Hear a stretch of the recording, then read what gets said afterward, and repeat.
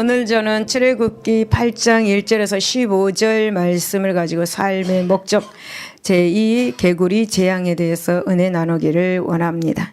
여러분, 하나님께서는 이스라엘 백성들을 그러니까 구원하시기 위해서 열대 재앙을 애굽에 내립니다. 그 첫 번째 재앙은 피 재앙입니다. 그리고 오늘 두 번째로 개구리 재앙입니다. 여러분, 여기서 개구리의 이름은 라나 모사이카라고 그렇게 이름입니다. 이 개구리는 특별한 그런 종류의 개구리고, 이 개구리는 나일강에 물이 빠지는 9월에서 10월 정도의 나일강 땅 주위로 떼를 지어서 올라오는 개구리입니다. 이 개구리는 두꺼비와 비슷하게 생겼고, 또 두꺼비보다는 조금 작은, 그리고 엉금엉금 기어다니는 그런 개구리고, 계속 울어대는 것이 그 개구리의 특징입니다. 여러분, 애굽 사람들은 나일강을 신으로 섬기는 애굽 사람들은 강에서 올라온 이 개구리 형상을 가지고 만들어서 개구리를 그렇게 신으로 섬겼습니다.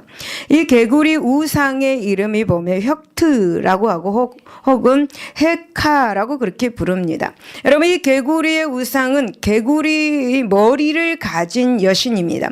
이 개구리의 우상은 풍요와 그리고 다산을 가져다 주는 신으로 그들은 섬겼다고 합니다. 여러분, 애굽 사람들은 이 개구리 재앙으로 결국 견디지 못하고 자신들이 섬기던 그 신을 자신들의 손으로 때려 죽이고 그리고 치워버리는 행동을 하고 말았습니다. 그렇다면 애굽 사람들이 믿고 그 섬기는 대로 개구리 신은 정말 그들에게 다산과 그리고 풍요를 그런 복을 가져다 주었을까요? 여러분, 본문을 통해서 한번 살펴보고 개구리 재앙에서 하나님께서 우리에게 주시는 교훈이 무엇인지 한번 살펴보도록 하겠습니다. 첫 번째 보면은 하나님 없는 과학과 물질은 재앙의 근원임을 알 수가 있습니다. 여러분, 2절을 보면 내가 만일 보내기를 거절하면 내가 개구리로 너의 온 땅을 치리라 라고 그렇게 말씀합니다. 여러분, 하나님께서는 바로가 하나님의 명령을 거절하면 개구리로 온 땅에, 애굽 온 땅에 재앙을 내릴 것이다 라고 그렇게 말씀하셨습니다. 그런데 여러분, 이것은 나일강이 피로 변한 그런 것만큼이나 애굽 사람들에게는 굉장히 충격적인 그런 것이었습니다. 왜냐하면 당시 애굽 사람들은 개구리를 풍요와 그리고 다산의 상징으로 여겼기 때문입니다. 그래서 여러분, 개구리 모양의 머리를 지닌 혁트라는 여신을 섬겼기에 개구리 재앙은 굉장히 충격적인 것이었습니다. 여러분, 한번 생각해 보십시오. 지금까지 자신들에게 풍요와 다산을 가져다 주는 것으로 개구리를 믿었습니다. 그런데 개구리가 오히려 자신들에게 그렇게 재앙을 갖다 준다는 것이라고 하니까 어찌 충격적이지 않겠습니까? 여러분, 애굽 사람들은 개구리를 우상으로 섬겼습니다. 참으로 여러분, 어리석은 사람들이 아닙니까? 여러분, 이들의 삶은 그 속에 하나님이 계시지 않았다라는 것을 알 수가 있습니다. 하나님의 말씀에 순종하지 않는 한 인간이 누리는 가장 중요한 것들은 오히려 인간을 멸망으로 이끄는 재앙이 될 수도 있다라는 사실을 본문에서 알게 됩니다. 사랑하는 여러분, 인류의 역사를 한번 보십시오. 과학과 산업의 발전은 여러분, 인간에게 엄청난 물질적인 풍요와 그리고 편안함을 가져다 주었습니다. 그러나 동시에 사람들은 그 물질적 풍요와 그리고 편안함을 가져다 준 이 과학을 여러분, 자신들의 신으로 숭배하면서 섬기게 되었습니다. 그 결과 무엇이었습니까? 과학의 발전은 여러분, 사람을 죽이는 무기의 발전으로 인하여서 두 차례의 세계 대전이 일어났습니다. 여러분, 지금도 지구 곳곳에서 벌어지고 있는 이 전쟁들을 통해서 파괴와 그리고 죽음의 그런 비극을 만들어내고 있습니다. 또 어떻습니까? 여러 나라에서 여러분, 핵무기 이 여러 나라에서 존재하는 이 핵무기는 어떻습니까? 인류의 생존마저 위협을 하고 있습니다. 여러분, 또 물질의 풍요는 또 어떤 결과를 가져다 주었습니까? 여러분, 사람들로 하여금 여러분 물질 만능주의와 쾌락 지상주의를 신봉하게 만들었습니다. 여러분, 그 결과 인간 사이는 과거의 사랑과 그리고 따뜻한 그런 인간성을 상실해 버렸습니다. 또 사람들은 물질을 얻기 위해서 범죄를 서슴지 않습니다. 또 쾌락을 추구하기 위해서 도덕 질서를 쉽게 파괴하였습니다. 여러분, 결국 인간들이 그토록 갈망하고 추구했던 이 물질의 풍요와 그리고 과학의 발전은 오히려 인간에게 재앙을 가져다 주었습니다. 여러분, 왜 이렇게 되었습니까? 그것은 바로 그 속에 하나님이 계시지 않기 때문입니다. 다시 말씀을 드리면 하나님께서는 하나님을 떠난 인간에게 인간이 가장 좋아하고 풍성하게 누리던 것을 통해서 심판을 하시는 것을 볼 수가 있습니다.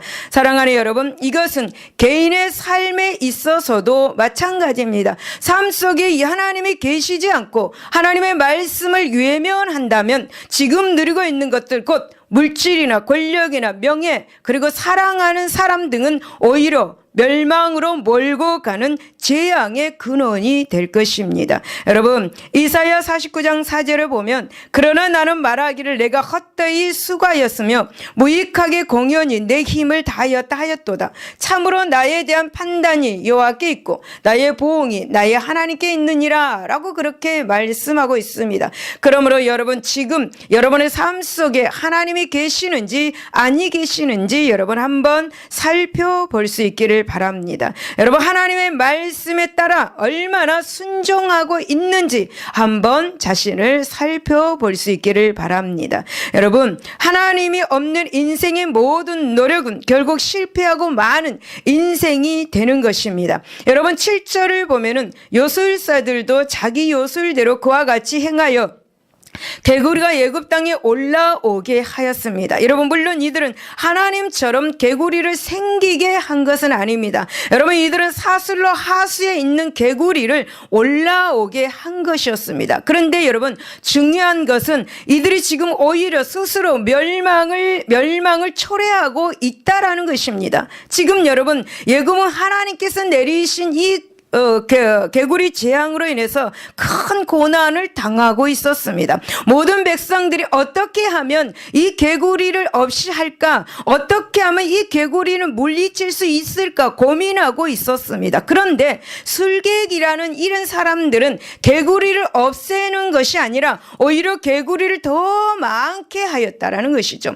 기껏 자기 자신들의 능력을 과시한다고 하는 것이 오히려 스스로 더 큰 화를 불러들였던 것입니다. 사랑하는 여러분, 하나님이 없는 인간의 노력은 오히려 자신들을 파멸로 인도할 뿐임을 기억하시기를 바랍니다. 사랑하는 여러분, 성경에 나와 있는 바벨탑 사건을 보십시오. 여러분, 인간들은 땅이 흩어짐을 면하기 위해서 자기 스스로 힘으로 살 수 있다. 나는 높은 곳에 올라갈 수 있다. 흩어짐을 면하자 해가지고 바벨탑을 세웠습니다. 여러분, 하지만 결국 어떻게 되었습니까? 여러분, 그것 때문에 어떻게 되었는가? 언어가 갈라지고 사람들은 온 세상에 다 흩어지고 말았습니다. 여러분, 인간의 역사를 한번 볼까요? 과학의 발전은 평화함보다 최첨단 그런 전쟁 무기를 생산함으로써 인류의 생존을 위협하고 있습니다. 여러분, 자연을 정복하려는 인간의 노력과 교만은 자연환경 파괴로 인해서 오히려 인류를 파멸로 이렇게 몰아가고 있습니다. 여러분, 이처럼 하나님 없는 인간의 노력은 그것이 무엇이든지 자신에게 유익을 가져다 주지 못하는 것입니다. 오히려 파멸만을 가져다 줄 뿐인 것을 기억하시기를 바랍니다. 여러분, 이사야 30장 12절에서 13절을 보면 너희가 이 말을 업신여기고 압박과 희망을 믿어 그것을 의지하니 이 제약이 너에게 마치 무너지려고 터진 담이 불쑥 나와 순식간에 무너진 같게 되리라 라고 그렇게 말씀합니다.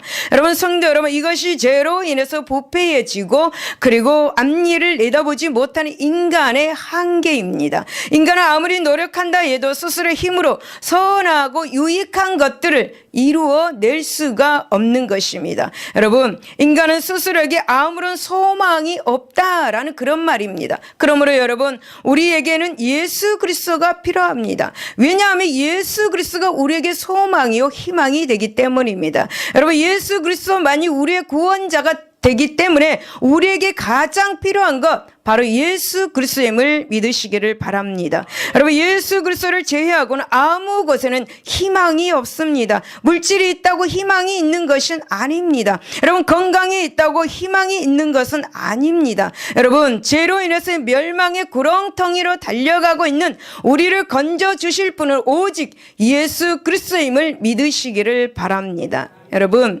인간은 아무리 잘 살아보려고 노력하고 구원을 얻기 위해서 온갖 방법을 강구해도 그것은 정말 불가능한 것임을 우리는 알아야 합니다. 여러분, 솔로몬은 온갖 부귀영화를 누린 왕입니다. 그러나 그가 이렇게 고백합니다. 전도서 2장 11절에 내가 생각해 본즉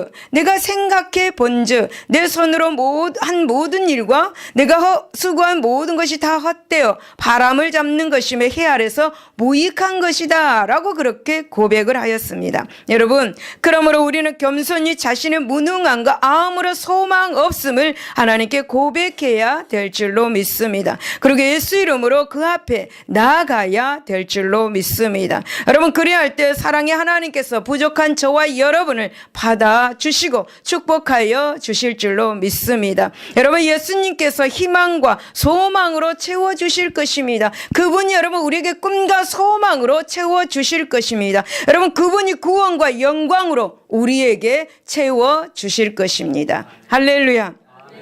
두 번째, 하나님의 말씀은 지금 당장 순종해야 합니다. 여러분, 8절에서 10절을 보면 바로가 모세 아론을 불러 이르되 여호와께 구하여 나와 내 백성에게서 개구리를 떠나게 하라. 내가 이 백성을 보내리니 모세가 바로에게 이르되 내가 이 개구리를 왕과 왕궁에서 끊어 나일강에만 있도록 언제 강구하는 것이 좋을는지 내게 분부하소서. 그가 이르되 내일이니라 라고 그렇게 말씀합니다. 여러분, 바로는 개구리 지팡이를 견디지 못하고 이렇게 모세와 아론을 불러서 하나님께 구하여서 개구리를 떠나게 해주면 내가 이스라엘 백성들을 내게 보내주겠다고 그렇게 하였습니다. 근데 이때 모세가 바로에게 그러면 이렇게 질문합니다. 그러면 어느 때에 개구리를 하수로 그렇게 돌려보내기를 원하느냐라고 그렇게 물었습니다. 그런데 바로의 대답은 바로 내일이라고 그렇게 말합니다. 바로는 내일이라고 그렇게 대답하였습니다.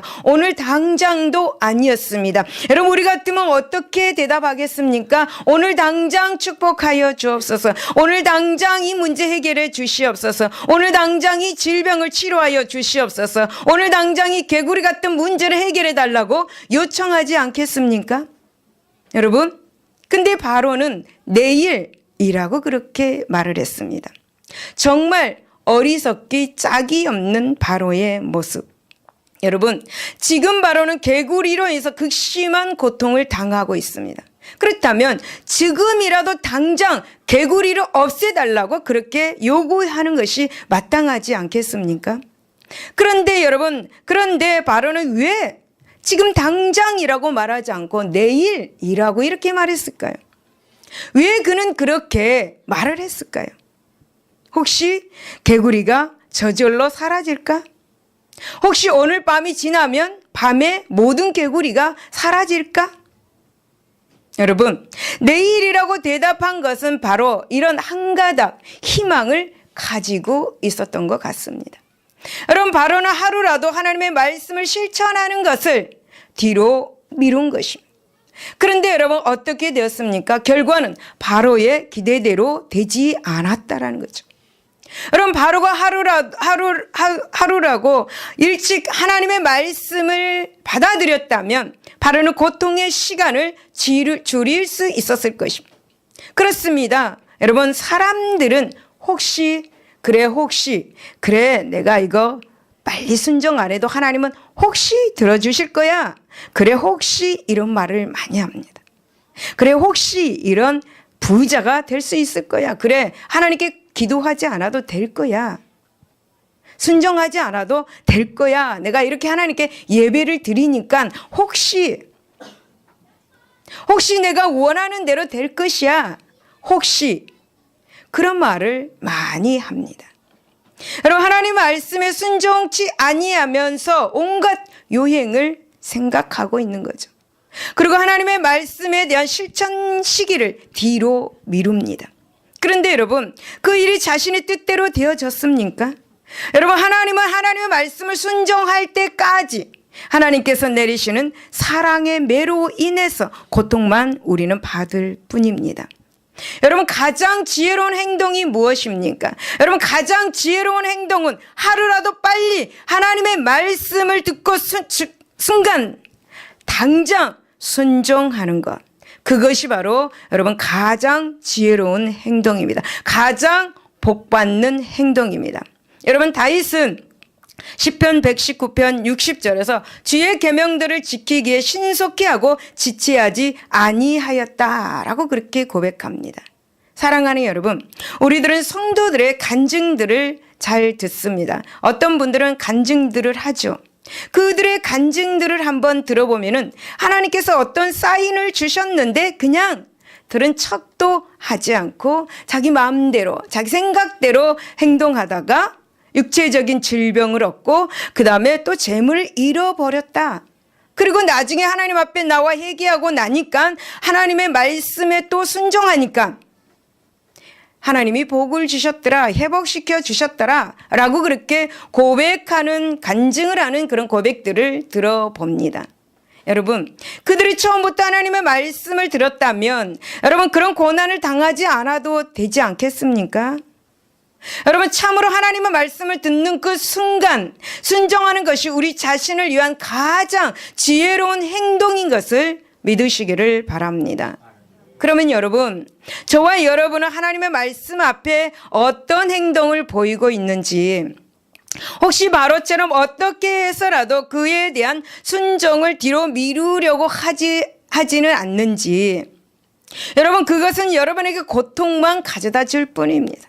지금 당장 바로 지금 여러분에게 원하시는 하나님의 말씀에 순종하고 기도하여서 형통한 삶을 사는 지혜로운 성도들이 되시기를 바랍니다. 할렐루야. 아멘. 여러분, 12절에서 13절을 보면은 모세와 아론이 바로를 떠나 나가서 바로에게 내리신 개구리에 대해서 모세가 여호와께 간구하매 여호와께서 모세의 말대로 하시니 개구리가 집과 마당과 밭에서부터 나와서 죽었다라고 그렇게 말씀합니다. 여러분, 개구리 재앙으로 바로는 고통을 받았습니다. 그래서 바로는 모세에게 부탁합니다. 그러자 이제 모세는 하나님께 간구합니다. 그러자 하나님께서는 모세의 말대로 개구리를 집과 마당에서 밭에서 다 나와 죽게 하셨습니다. 비로소 이 애굽의 개구리 재앙이 그치게 되었습니다. 여러분, 바로와 애굽 백성들의 수단과 방법을 다 동원해서 개구리를 없애하고자 했습니다. 그러나 없어지지 않았습니다. 그런데 여러분, 모세의 기도 한마디로 개구리는 완전히 사라졌습니다. 여러분, 어떻게 이렇게 되었을까요? 왜 이런 일들이 일어나는 겁니까? 여러분, 그것은 바로 하나님은 바로와 애굽 백성의 부르짖음에도 전혀 움직이지 않으셨습니다. 그런데 하나님께서는 당신의 그 택한 백성 모세의 기도를 들으셨습니다. 여러분, 무엇입니까? 하나님께서는 바로 당신이 선택한 자녀들의 그 간구를 들으시고 응답을 하신다라는 것입니다. 그러므로 여러분, 기도할 수 있기를 바랍니다. 여러분, 결국 본문은 우리에게 말씀해 주시는 그 말씀은 바로 우리가 당하는 이 고난, 우리가 당하는 이 어려움을 이길 수 있는 그 방법을 가르쳐 주고 있는 것입니다. 그 방법이 무엇인지 가르쳐 주고 있습니다. 여러분, 우리가 살다 보면 개인과 우리가 속해 있는 이 나라, 민족, 사회도 개구리 그 재앙 같은 그런 걸 당하는, 애국과 같은 그런 애국의 당하는 재앙을 우리나라에도 또 우리가 또 당할 수도 있습니다. 어려움이 당할 수도 있습니다. 근데 여러분, 이럴 때 어떻게 그 위기를 극복할 수가 있겠는가? 여러분, 바로와 애굽 사람들이 개구리를 없애기 위해서 노력했습니다. 이처럼 사람들의 힘과 지혜를 모은다고 해서 그 위기가 사라지지 않는다라는 거죠. 그 위기를 이길 수 있는 방법은 오직 한 가지뿐입니다. 하나님께 선택받은 하나님의 자녀들이 기도하는 것입니다. 여러분, 개인과 나라와 사회의 위기를 주시는 분은 누구라고 생각합니까? 환경입니까? 여러분에게 위기를 주는 것이 무엇이라고 생각합니까? 여러분, 환경입니까? 여러분 가정의 가족들입니까? 이웃입니까? 여러분, 우리들에게 위기를 주시는 분 바로 하나님이십니다. 여러분, 하나님은 역사와 인간의 생사하복을 주관하고 계신 분입니다. 여러분, 하나님은 우주 만물을 창조하시는 분, 하나님은 우리 인간을 창조하신 분이십니다. 만물의 주인이 누구입니까? 바로 하나님이십니다. 우리의 주인이 누구입니까? 바로 하나님이십니다. 생사하복의 권세를 가지고 계신 분이 바로 하나님이십니다. 여러분, 하나님은 죽이기도 하시고 살리기도 하시는 분이 바로 하나님이십니다. 믿습니까? 여러분, 우리는 이걸 철저하게 믿고 나가야 합니다. 그러므로 여러분, 우리 하나님의 것이니 우리 속에 누가 있습니까? 성령 하나님이 계십니다. 그 성령 하나님이 계심으로, 그 성령의 능력으로 모든 위기를 극복할 수가 있는 것입니다. 그러나 여러분, 하나님을 믿지 않는 자들에게는 그들이 당한 위기를 극복할 힘이 없습니다. 오직 성도들의 기도만이 그 나라와 민족과 사회의 위기를, 우리 개인의 모든 위기를 이길 힘이 있다라는 사실을 믿으시기를 바랍니다. 그러므로 여러분, 성도들은 우리의 자신과 우리가 속한 나라와 민족을 위해서 날마다 매일 기도해야 될 줄로 믿습니다. 이 나라가 있기에 내가 여기 있는 것입니다. 여러분, 그럴 때 우리가 속한 나라와 사회와 가정은 하나님의 은혜로 평안할 수 있게 될 것입니다. 우리 성도들에게는 힘과 능력이 있습니다. 왜 그렇습니까? 보혈의 능력이 우리 안에 있기 때문이죠. 성령의 능력이 우리 안에 있기 때문에 여러분, 우리에게는 힘과 능력이 있습니다. 그래서 우리가 기도할 때 능력이 나타나는 것입니다. 여러분, 하나님께서는 쉬지 말고 기도하라는 이 하나님의 말씀에 지금 당장 순종하여서 우리를 향한 하나님의 뜻을 이루는 저와 여러분들이 되시기를 바랍니다. 할렐루야. 세 번째 우상은 하나님 앞에서 악취를 풍기는 쓰레기입니다. 여러분, 14절을 보면 사람들이 모아 무더기로 쌓으니 땅에서 악취가 났다 라고 그렇게 말씀합니다. 여러분, 개구리는 애굽인들이 섬기는 신으로 이렇게 신입니다. 애굽인들이 신으로 섬기고 있는 것 바로 개구리입니다. 여러분, 애굽인들이 개구리를 형상화하여서 혁트라는 그런 여신상을 만들고 이를 섬겼습니다. 이 신상은 머리는 개구리이고 몸은 여러분 사람의 모습입니다. 여러분, 이 신상은 풍요와 그리고 다산의 신으로 숭배되었습니다. 그런데 애굽인들이 숭배했던 이 신 중에 하나였던 개구리가 오히려 지금 애굽인들에게 해를 끼치고 모두 죽어서 악취만 풍기고 있다. 여러분, 그렇다면 여러분, 지금 본문은 우리에게 무엇을 말씀하고자 하고 있는 것입니까? 결국 여러분, 개구리 재앙은 우상은 모두 헛되고 가증한 것이다, 더러운 것이다, 썩은 악취만 나는 것이다 라고 알려주고 있는 것입니다. 여러분, 그렇습니다. 여러분, 우상은 헛되고 가증한 것입니다. 단지 여러분, 애굽의 개구리 우상들뿐만이 아니라 세상의 모든 우상들은 하나님 앞에서 악취를 풍기는 썩은 쓰레기인 것을 기억하시기 바랍니다. 여러분, 본래 개구리는 늪지의 물에서만 주로 삽니다. 이 늪지에 사는 개구리들이 도처의 물에서 도무지 사람들을 겁내지 않고 궁궐과 그리고 침상과 그리고 심지어 떡반죽 그릇 안까지 올라왔습니다. 여러분 생각해 보십시오. 정말 징그러운 그 개구리. 여러분 차갑고 거칠고 여러분 징그럽고 축축한 살갗. 이 살갗을 지닌 동물이 거리에 그냥 때를 지어서 다니고 집안의 거실, 그리고 여러분 침실, 그리고 밥그릇까지 그렇게 득실되고 있는 그 상황, 여러분 생각하고 싶지도 않습니다. 게다가 여러분 듣기에 역겨운 그 소리로 계속 마구 울어대면서, 여러분 큰 개구리를 보면 어떻습니까? 징그럽지 않습니까?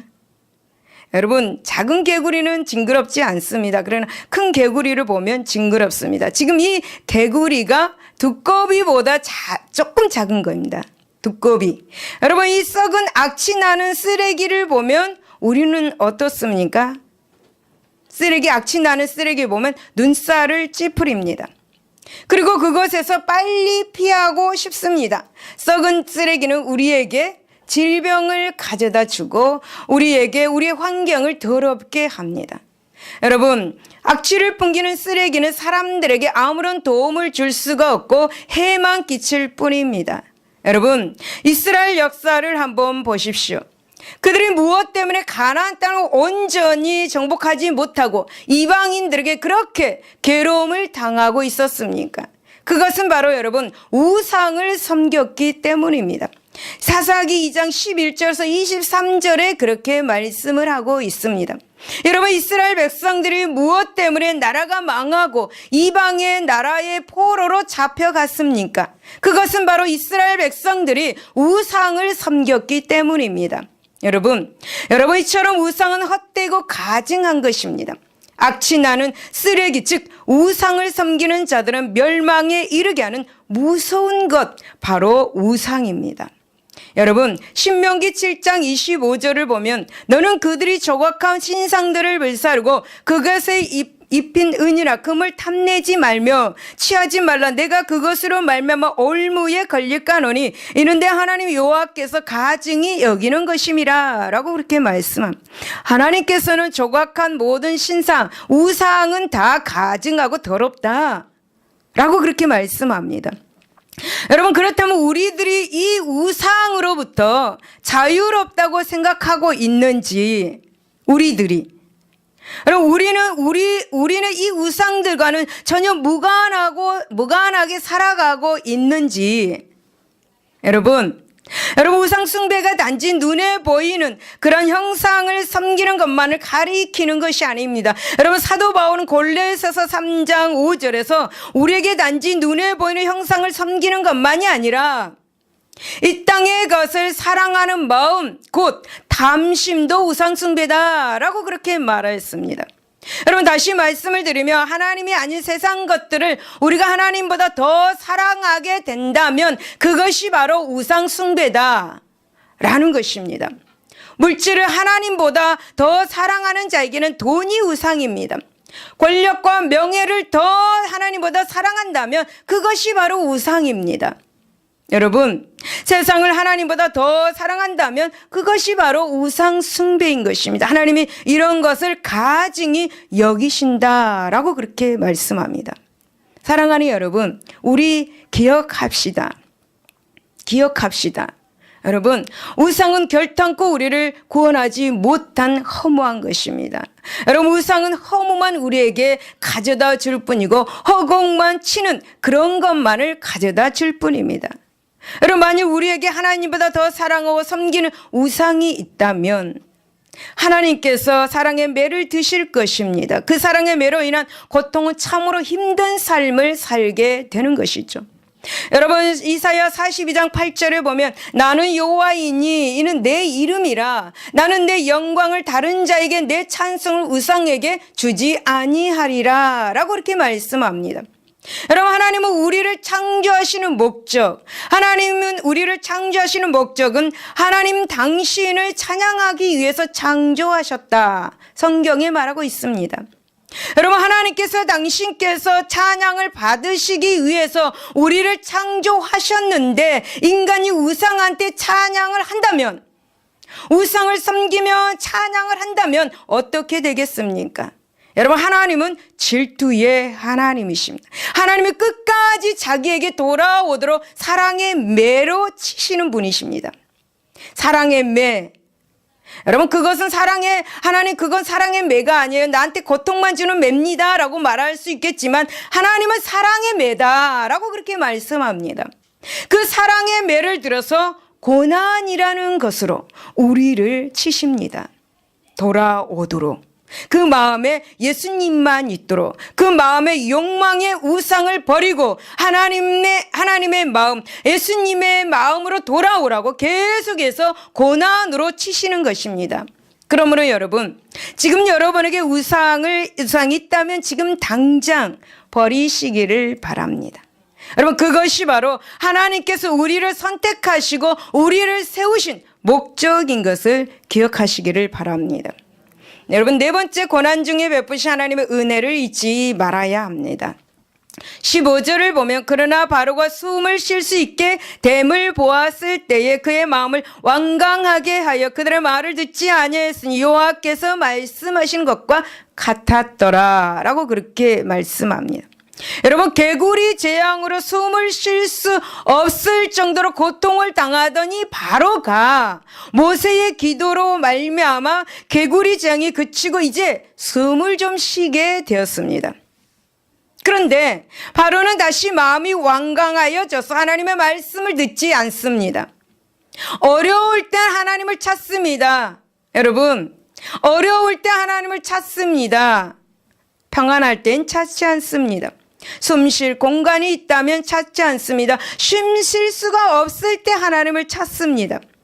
바로가 지금 자기가 숨을 쉴 수 있는 공간을 얻었기에 하나님을 찾지 않았습니다. 그러나 여러분, 그 고비가 하나님의 은혜로 편안해질 때 바로의 마음은 다시 완강하게 되었습니다. 여러분, 바로의 마음이 다시 완강해졌을 때 어떻게 되었습니까? 하나님의 말씀에 순종하지 않았을 때 어떻게 되었습니까? 다시 더 큰 재앙의 고통을 당하게 되었습니다. 계속해서 재앙이 다가오게 하죠. 그렇습니다. 여러분, 바로는 고통에서 건져주신 하나님의 은혜를 잊은 대가로 더 큰 고통을 당한 것이죠. 하루에도 12번씩 바뀌는 이 바로를 보면서 우리는 무엇이라고 말합니까? 바로를 보면서 좋을 때는 헤헤 하고 나쁠 때는 인상이 있는 대로 쭈푸려지고 있는 것, 배응 망덕한 자라고 우리가 비난합니까? 바로를. 여러분, 우리는 바로의 모습을 보면서 저 사람이 바로와 같은 사람이야, 이 사람이 바로와 같은 사람이야, 이 사람이 하루에도 12번씩 마음이 바뀌는 사람이야 라고 생각을 하십니까? 나는 바로와 같은 사람이 아니야. 여러분, 바로의 모습을 보면서 혹 우리 자신들의 모습은 아닌지 한번 저와 여러분은 마음을 돌이켜 보아야 합니다. 오늘 본문에서 하나님께서 말씀하시는 것이 과연 무엇인지 한번 생각해 보시기를 바랍니다. 여러분, 우리는 때때로 어려움을 만났을 때 하나님께 기도합니다. 하나님, 불쌍히 여겨주세요. 하나님, 정말 우리에게 도움을 주세요. 하나님, 이런 문제가 있어요. 우리에게 도움을 주세요. 불쌍히 여겨주세요. 이 기도를 들어주시며 응답하여 주시면 하나님에서 많이 드리고 더 헌신할게요. 서원하기도 합니다.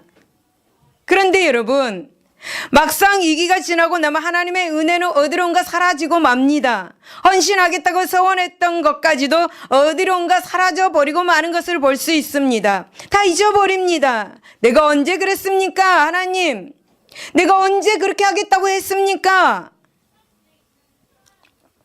라고 하나님께 되묻습니다. 사랑하는 여러분, 우리들은 죄악 중에서 신음하던 자신을 구원해 주신 하나님의 은혜에 감격했던 그런 경험들이 있을 것입니다. 그래서 예수님을 믿고 구원을 얻게 되면서 이제는 나를 구원하신 하나님을 위해서 헌신하는 삶을 살겠다고 다짐을 했을 것입니다. 그러나 여러분, 세월이 지나면서 그런 우리들의 결심들이 서서히 흐려져 가는 모습들을 볼 수가 있습니다. 처음에 하나님께 약속했던 모든 것들이 사라져 가고 있습니다. 여러분, 그렇다면 우리는 바로와 같은 사람이 되는 것이 아닌가? 바로와 같은 사람이 되는 것이 아닌가? 여러분, 하나님께 드리는 것이 아까워지고 있습니까? 하나님을 위해서 헌신하고 봉사하는 것들이 귀찮아지고 있습니까? 여러분, 우리는 다시 한번 생각해 보아야 합니다. 여러분, 우리는 하나님께 돌아와야 합니다. 아멘? 아멘? 나는 아니야. 나는 이런 생활을 하지 않고 있어. 나는 이미 하나님께 와 있어. 내 안에 예수님이 계셔. 아니, 노. 여러분, 내 마음을 들여다 보십시오. 내 마음에 예수님이 있는지, 내가 요구하고 있는 내 욕망이 있는지. 여러분, 저와 여러분은 다시 돌아와야 합니다. 하나님 앞에 돌아와야 합니다. 복음 앞에 무릎을 꿇어야 합니다. 복음 앞에 여러분 두 손 들고 나와야 합니다. 여러분, 처음에 예수님 만났을 때 여러분 마음은 어땠습니까? 여러분, 정말 죄악 중에서 고통당하던 때 한번 생각해 보십시오. 위기 속에서 당황하던 여러분의 모습을 한번 돌아보시기를 바랍니다. 그때 여러분을 구원으로 인도하시고 위기 속에서 건져주신 하나님의 은혜를 한번 생각해 봅시다. 우리 모두 손을 축 늘어뜨리고 있을 때 우리에게 다가와서 따뜻한 손을 내미신 그 예수님을 한번 다시 한번 여러분 생각해 봅시다. 우리 정말 살 소망조차도 없는 그때를 한번 생각해 봅시다. 여러분, 어떻습니까? 혹 배은 망덕한 모습입니까? 아니면 바로 왕의 마음입니까? 여러분, 혹 그렇다면 신속하게 지금 당장 회개할 수 있는 저와 여러분이 되시기를 바랍니다. 다시 마음을 추스리고 결심을 하시기를 바랍니다. 그 결심을 이제부터 실천하시기를 바랍니다. 혹 그대로 마음에 깨닫고 실천하지 않고 시간이 또 간다면 여러분은 분명 하나님께서는 사랑의 매를 드실 것입니다. 깨닫고 실천할 때까지, 순종하고 행동에 옮길 때까지 사랑의 매를 드실 것입니다. 여러분, 이건 제가 개인적으로 하는 말이 아니고 성경에 나와 있는 말씀을 전해드리는 것입니다. 여러분, 역대하 32장 24절에서 26절을 보면은 히스기야 왕이 병이 들었습니다. 병 들어서 죽게 되었습니다. 그래서 히스기야는 하나님께 기도합니다. 하나님께서는 응답을 하시면서 기적을 베풀어 주셨습니다. 그런데 히스기야가 마음이 교만하여서 그 받은 하나님의 그 은혜를 하나님께 보답하지 않았습니다. 그래서 하나님께서는 화가 나셨어요. 그래서 하나님의 진노가 히스기야와 유다와 예루살렘에게 내리게 되었습니다. 그런 모습을 보고 히스기야는 당장 자기의 마음에 교만이 있었구나. 당장 마음을 보고 자신의 마음속을 보고 내 마음에 교만이 있었구나 라고 그 교만 있는 그 마음을 하나님께 회개하였습니다. 그리고 예루살렘과 주민들과 함께 통곡하며 회개했습니다. 그래서 하나님은 여러분 그 회개의 눈물을 보시고 26절에 하나님의 진노가 히스기야의 생전에는 그들에게 내리지 아니하였다라고 그렇게 말씀을 하고 있습니다. 신명기 6장 12절에 보면은 너는 조심하여 너를 애굽 땅 종되었던 집에서 인도해 내신 여호와를 잊지 말고 라고 그렇게 말씀하며, 여러분, 이스라엘 백성들에게 말씀하셨지만 이 또한 우리에게 말씀하시는 것입니다. 너는 조심하여 너를 구원해 주었던 하나님을 잊지 말아라. 나를 무시하지 말아라. 내가 너를 구원해 주었다라는 것입니다. 여러분, 그러므로 여러분 항상 지나간 고통의 시간들, 시간들과 그 속에서 구원하신 하나님의 은혜를 잊지 마시고 삶의 목적을 가지고 살아가시기를 바랍니다. 여러분의 삶의 목적이 무엇입니까? 세상 것입니까? 무엇입니까? 예수 그리스도를 위한 것입니까? 여러분 삶의 목적을 가지고 살아가시기를 바랍니다. 그럼으로써 어제나 오늘이나 내일이나 변함없는 믿음과 충성으로 하나님의 은혜를 계속 여러분 누리는 저와 여러분들이 되시기를 바랍니다. 결론입니다. 여러분, 인간은 하나님의 형상대로 지음받은 아주 고귀한 존재입니다. 보석 같은 존재. 우리는 보석 같은 존재입니다. 그래서 여러분 천사들조차도 우리 인간을 흠모한다라고 성경에 말하고 있습니다. 그런데 오늘날 인간의 모습은 어떠한가? 여러분 피조 세계에서 가장 고귀한 인간이 스스로 과학과 물질과 쾌락의 노예가 되어가고 있지 않습니까? 한간 미물이니 개구리의 짓밟힌 이 애굽 백성들과 오늘날의 인간이 무엇 하나 다를 바가 없는 것 같습니다. 그러므로 사랑하는 여러분, 여러분의 삶의 목적이 무엇입니까?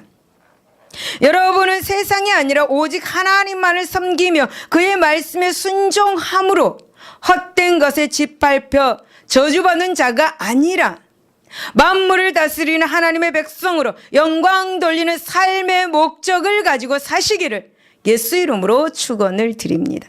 기도합니다.